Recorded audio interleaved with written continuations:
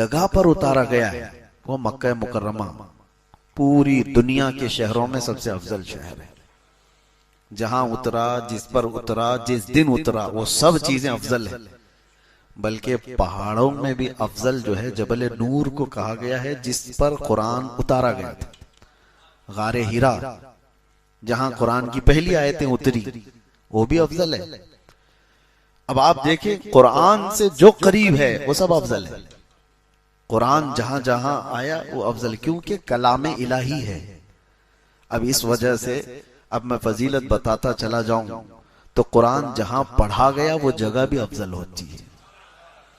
बिहम्दी ताला आज जिस जगह आप बैठे कुरान पढ़ा जा रहा है, कुरान सुना जा रहा है।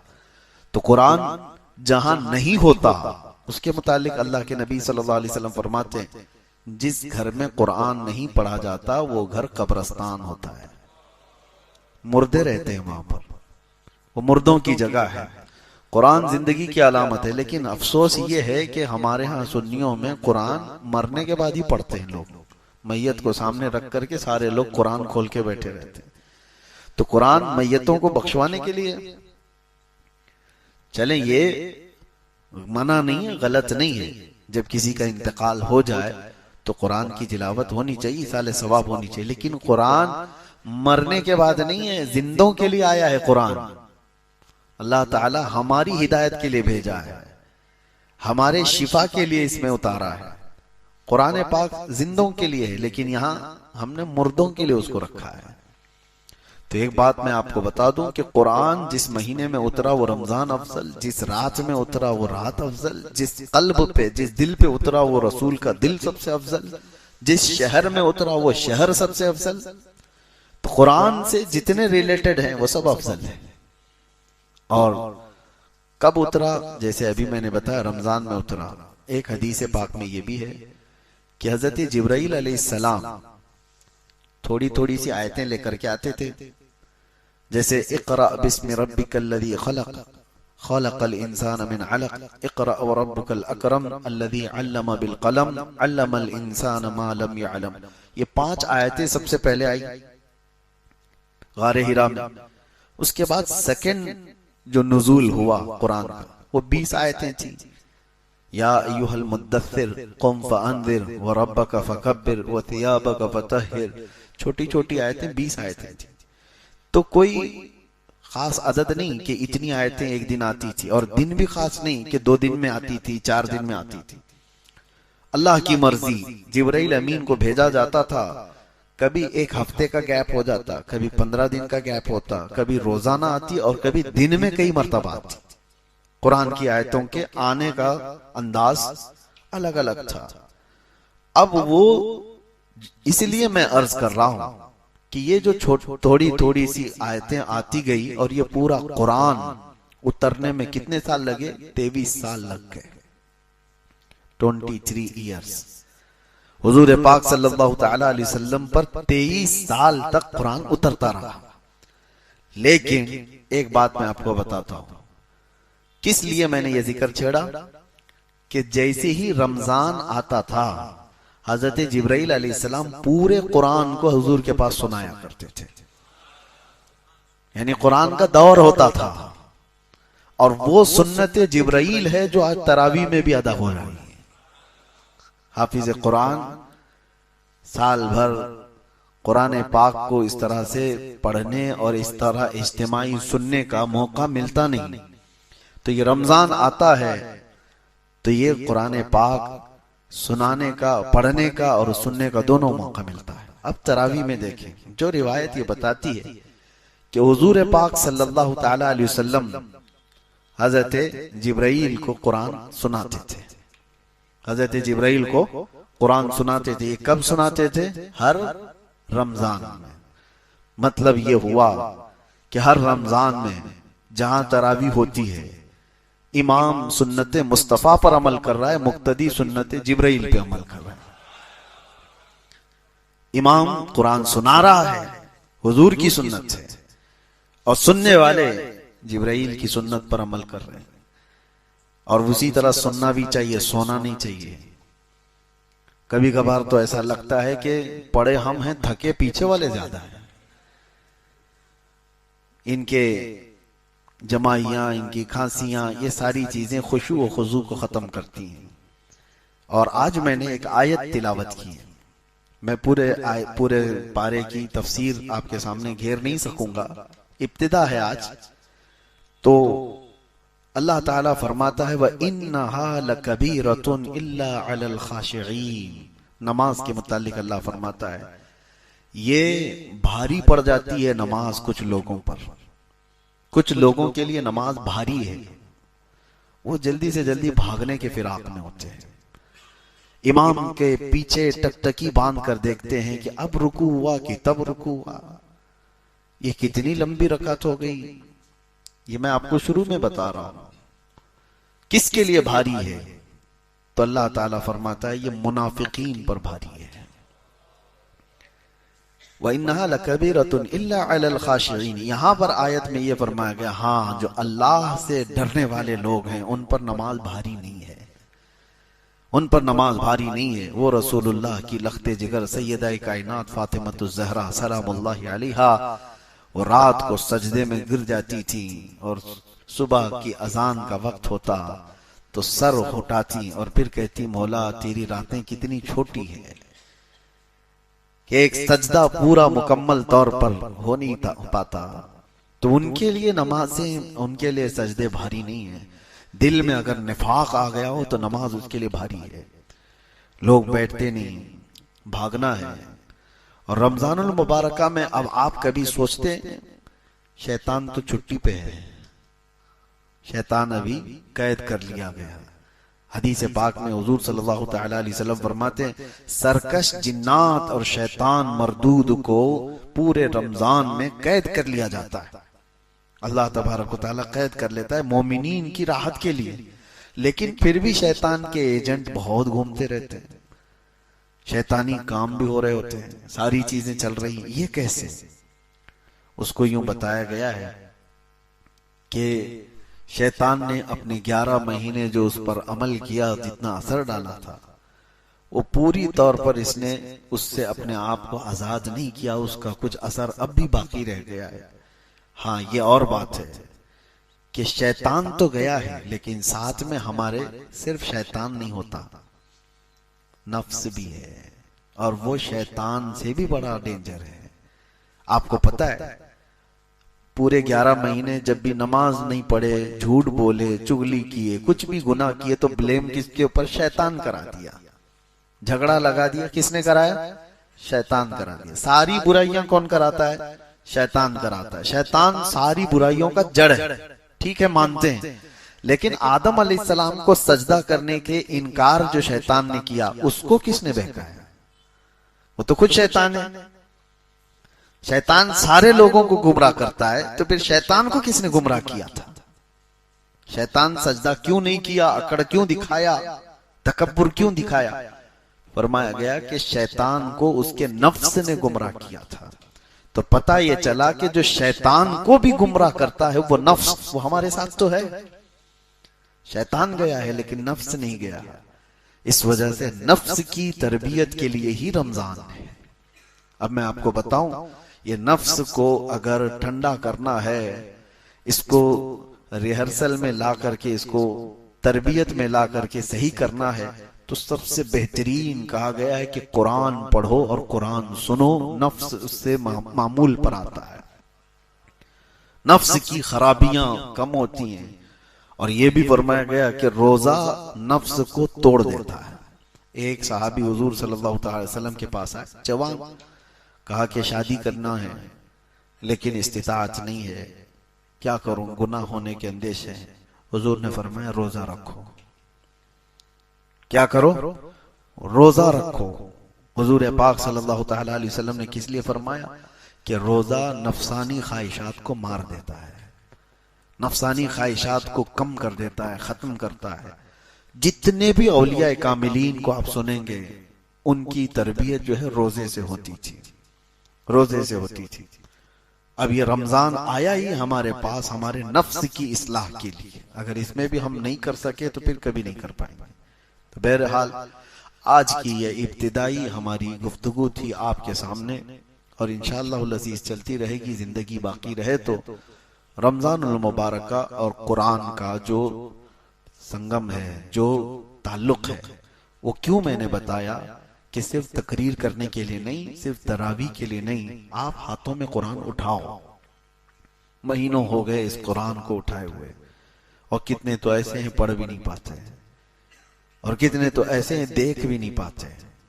ये अल्लाह का वो मुकद्दस कलाम आज कायनात में, आपको एक बहुत चैलेंज की बात बता रहा हूं, पूरी रूए जमीन पर हुजूर सल्लल्लाहु तआला अलैहि वसल्लम की निशानियों में कोई ऐसी मजबूत निशानी जिसको कोई बदल नहीं सका, मौजज़ा हुजूर का कोई बाकी है तो कुरान बाकी है। हुजूर ने चांद के टुकड़े किए थे कि नहीं? आपका मानना है ये हुजूर का मौजज़ा है। हुजूर ने डूबे हुए सूरज को पलटा दिया, ये हुजूर का मौजज़ा है। नबी पाक सल्लल्लाहु अलैहि वसल्लम ने उंगलियों से पानी जारी कर दिए, हुजूर का मौजज़ा है। हुजूर के सामने पत्थर बोल पड़े, ये हुजूर का। लेकिन ये सब मौजज़े देखे आपने?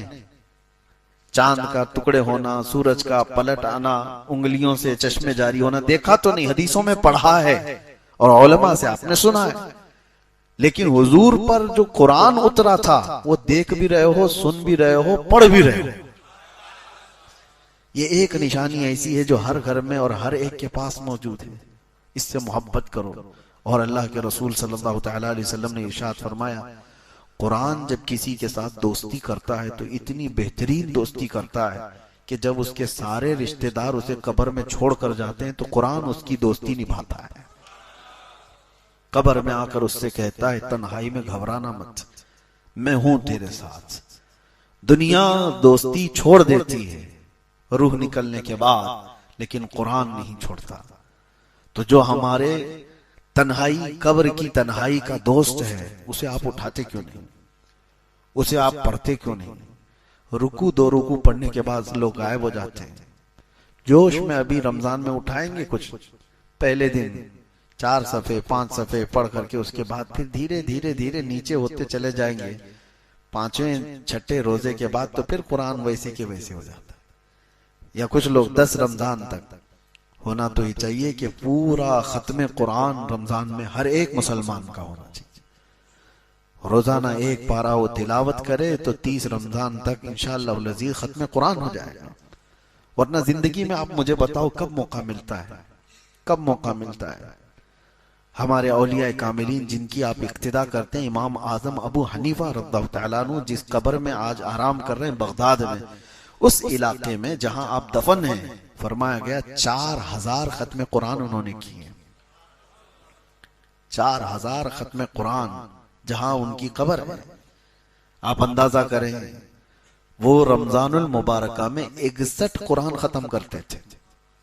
दिन में एक कुरान और रात को एक कुरान और पूरी तरावी में एक कुरान। 30 दिनों में 30 कुरान, 30 रातों में 30 कुरान और पूरे 30 महीने ये तरावी के कुरान, एक कुरान 61 कुरान वो एक रमजान में खत्म करते थे। उन औलिया कामिलीन और बुजुर्गों के पास जो कुछ भी था वो कुरान के जरिए से उरूज पाए थे।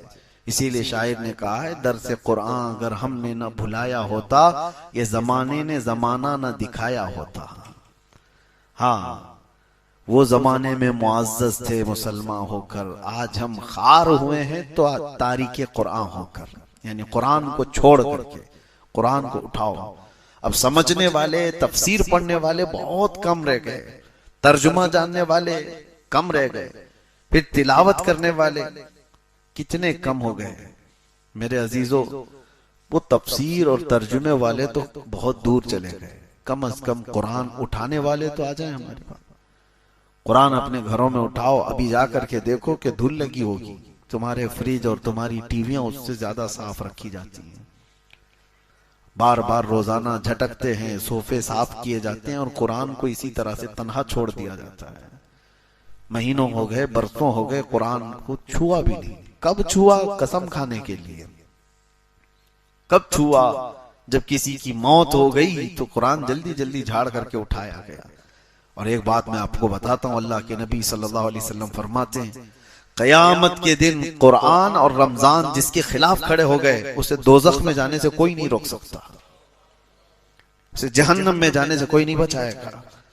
और अल्लाह के नबी सल्लल्लाहु अलैहि वसल्लम जब दुआ करते थे तो हाथ हुजूर सल्लल्लाहु ताला अलैहि वसल्लम के हिलते थे जब ये दुआ करते थे, अल्लाहुम्मा जअलिल कुरान हुज्जतन लना ला हुज्जतन अलैना। ऐ अल्लाह, कुरान को हमारे लिए सिफारिशी बना, क़यामत के दिन हमारे खिलाफ मुकद्दमा करने वाला मत बना। तो कुरान कुछ लोगों के खिलाफ मुकद्दमा करने वाला है, कुरान कुछ लोगों के खिलाफ खड़े होने वाला है। कुरान भी है और रमजान भी है। फैसला आपके हाथ में है कि कुरान को अपना सिफारिशी और अपना शफी व मददगार बनाओगे क़यामत के दिन, या फिर अपने खिलाफ खड़े होने वाला। कुरान के साथ जिन्होंने बेहुरमती की, बेहुरमती का मतलब लोग ये समझते हैं जमीन पर पटक देना। कुरान की बेहुरमती का मतलब है कि उसके औरात को नीचे फेंक देना, ये बेहुरमती नहीं। कुरान की बेहुरमती ये है कि महीनों उसको छोड़ करके रख देना, उसकी तिलावत नहीं करना। कुरान तुम्हारे लिए आया था। तो कुरान की बेहुरमती वो घर करते हैं जिन्होंने कुरान को भुला दिया। अब एक कुरान की आयत में आपको सुनाता हूं। अल्लाह ताला फरमाता है, नसुल्लाह फअंसाहुम अनफुसहुम। अल्लाहु अकबर। जब मैं ये पढ़ता हूं तो रोंगटे खड़े होते हैं।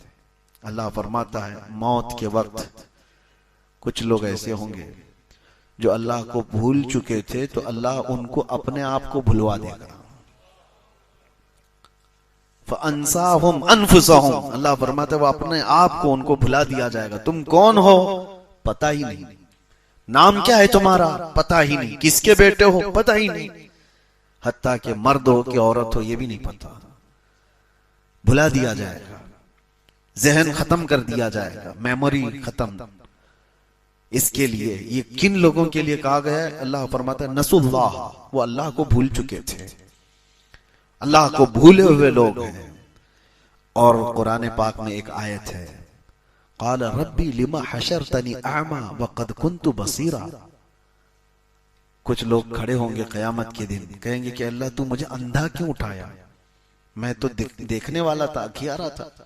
कुछ लोगों को अंधा उठाया जाएगा, नाबीना उठाए जाएंगे, और वो पूछेंगे कि मौला मेरी आंखें क्यों चली गई, मैं तो देखने वाला था, अखियारा था दुनिया में।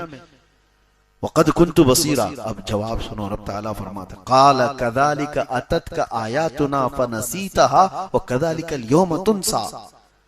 ए बंदे, मेरी आयतें तेरे पास आई थी और तूने उनको भुला दिया था, इसीलिए आज तुझको भी तेरी आंखों के साथ भुला दिया गया, यानी उसको नाबीना कर दिया गया, उसका सब कुछ खत्म कर दिया गया है।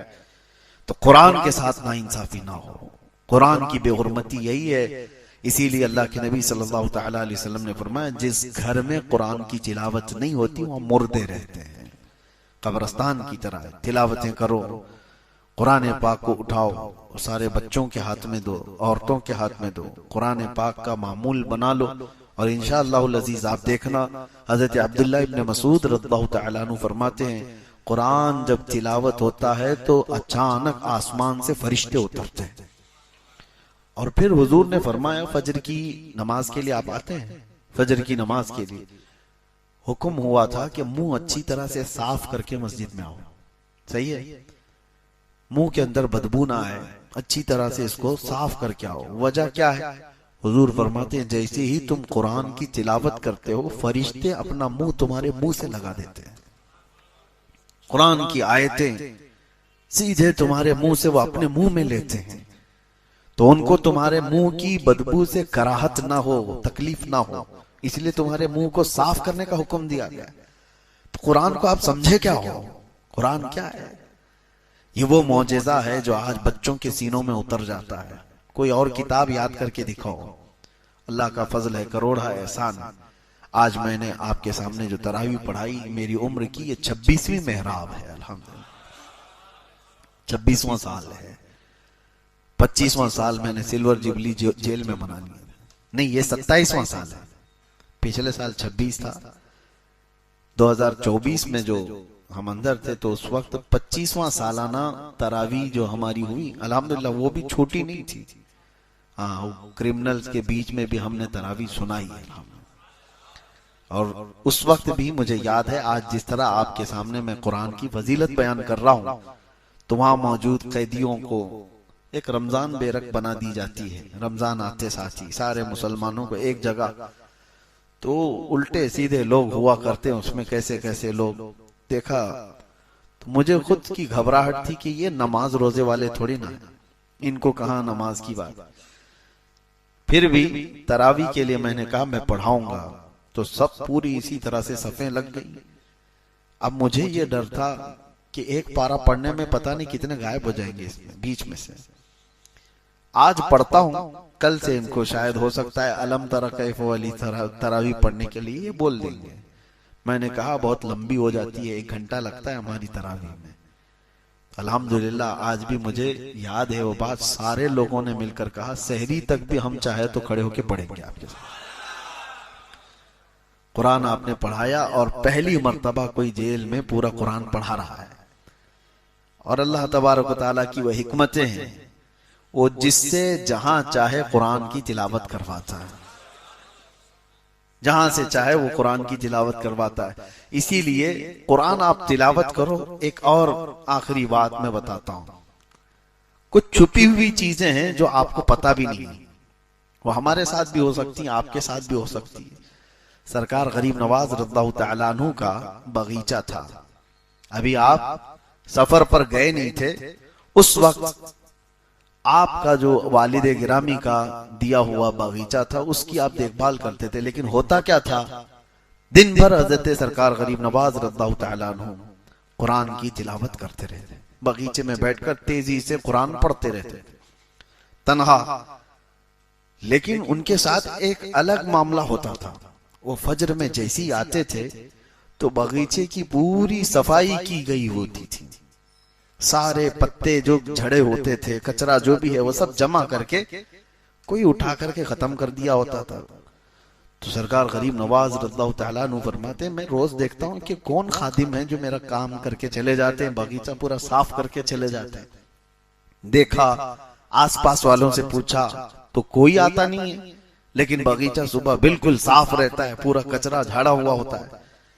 तो एक दिन आप तहज्जुद के बाद सीधे आ गए बगीचे के अंदर, फजर की अज़ान और नमाज से पहले कि देखते हैं।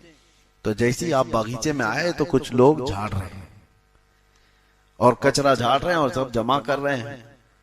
तो सरकार गरीब नवाज पहचान लिए कि कुछ लोग हैं अभी मेरे बगीचे के अंदर। तो आपने जोर से आवाज दी कि कौन लोग हैं जो मेरी इजाजत के बगैर अंदर आ रहे हैं। तो कुछ लोग चलते हुए झाड़ू छोड़ करके आए। वो इंसान नहीं, वो जिन्नात की जमात थी, वो जिन्नात की जमात थी। करीब आ गए और कहा सरकार गरीब नवाज रज़ियल्लाहु तआला अन्हु से, हम हैं जो ये साफ कर रहे हैं। तो आपने पूछा कि मेरे बगीचे की ये खिदमत किस लिए करते हो? तवज्जो, जिसके लिए मैंने बताया। जिन्नात ही कहते हैं कि सरकार आप रोजाना कुरान की तिलावत करते हैं जो बैठ करके यहाँ पर, हम सुन सुन करके अपनी तजवीद दुरुस्त करते हैं। हमको कुरान पढ़ना आ गया आपके बुलंद आवाज से, कुरान पढ़ने की वजह से। तो आप हमारे उस्ताद हुए, तो उस्ताद के घर का या बगीचे का कचरा तो साफ करना ये शागिर्द की शान है। तो मैं यहाँ ये कह रहा हूं, कुरान पढ़ो, तुम्हारे घर के भी काम जिन्नात करके चले जाएंगे। कुरान पढ़ो। और कुछ लोग तो मौक्किल हाजिर करने के लिए पता नहीं चिल्ले कर रहे हैं, और चिल्ले कर रहे हैं, एक दिन उनका सर घूम गया तो फिर जिंदगी भर घूम जाएगा। कोई जिन उठा के पटक के चला गया। आप ये मत समझो कि जिन्नात हमारे से ज्यादा ताकतवर हैं। कुछ लोगों के दिमाग में ये बात चलती रहती है जिन्नात हासिल करना है, और किसी बाबा ने कह दिया कि मेरे पास 70 मौक्किल हैं, तो उसके पास भीड़ लग गई। मौक्किल का मतलब वही जिन्नात हाजिर है। तो लोगों को ऐसा लगता है कि ये कभी भी हुक्म दे देगा तो जिन्नात जाएंगे, पूरा एक्सिस बैंक उठा करके लेके आ जाएंगे। हाँ, कोई बैंक को पूरा ताला तोड़ के लेके आ जाएंगे। अगर ऐसी ही होता तो कोई बैंक ही मौजूद नहीं होती। सारे बाबा लोग जिन्नात को हुक्म देकर सब तिजोरियां उठा रहे होते हैं। बल्कि हकीकी बात यह है कि जिन्नात इंसानों से ज्यादा ताकतवर नहीं है। अगर वो ताकतवर होते तो अल्लाह तुम्हें अशरफुल मखलूकात क्यों कहता? अल्लाह तबारक व तआला ने इंसानों को अशरफुल मखलूकात बनाया, और वजह यह भी है कि अल्लाह ताला तुम्हारे सर पर ताजे करामत रखा है। तो जिन्नात से अफजल है। लेकिन बीच में मैंने बात इसलिए की कि आप कुरान पढ़ोगे तो जिन्नात जैसी मखलूक भी इंसानों का अदब करती है। अल्लाह तबारक व तआला कहने सुनने से ज्यादा अमल की तौफीक अता फरमाए। कुरान पाक जितना हमने पढ़ा है उस पर भी अमल की तौफीक अता फरमाए और उसे समझने की तौफीक अता फरमाए। रब तबारक व तआला कुरान के लिए हमारे सीनों को कुशादा फरमाए। व सल्लल्लाहु तआला अला खैरि खल्क़िही मुहम्मद व आलिहि व अस्हाबिही अजमईन व आखिरु दावाना अनिल हम्दुलिल्लाहि रब्बिल आलमीन। कल से इंशाअल्लाहुल अज़ीज़ तफसीर के बाद मौका दिया जाएगा। आपके जो मखसूस सवालात हों या दूर दराज से जो लोग बहुत सारे सवालात रखते हैं तो जो रिलेटेड हैं रमज़ान से या शरई मसाइल से, इंशाअल्लाहुल अज़ीज़ मुख्तसर वक्त में उसके जवाब देने की कोशिश की जाएगी इंशाअल्लाह। ला यानी सवालात से बचेंगे इंशाअल्लाह। अस्सलामु अलैकुम।